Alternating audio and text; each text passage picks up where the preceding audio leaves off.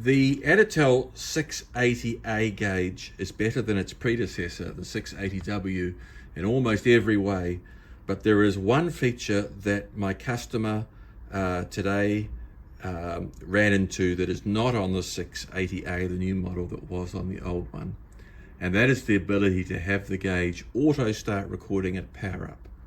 So on the old model, there was a feature called SC, Sierra Charlie, in the menu, where if you had it set to 1 or on, the minute you powered the gauge up, it would start recording.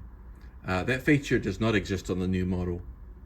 And Andrew, I'm sorry, you would have lost some data that your worker thought he would have captured today. So we need to set, if you're not using it from the phone, and it is much easier to turn it on and off logging from the phone or from a PC, one needs to use these front buttons. So how do you do it that way? Each button has two functions. Long pressing on the units button moves you from units to settings, the bottom key.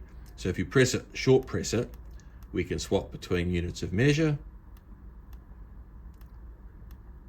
But if we long press, we go into settings. And the first menu says record.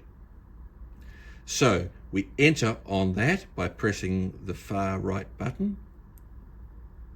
And we see that at the moment, this is the recording menu is set to off. And then we can go through the gap, delete, etc., etc. So we move to the off, we select that, it flashes, we select on, and we enter. And then settings again to get out of it. So now we can see that the recording light is flashing. The padlock turns itself on so you can't accidentally get out of the recording mode. So that's what you need to do if you're using the buttons. So long press to get into settings. The next button selects the up and down. And the final button is the enter. I hope that makes sense. I'm sorry you had a problem today.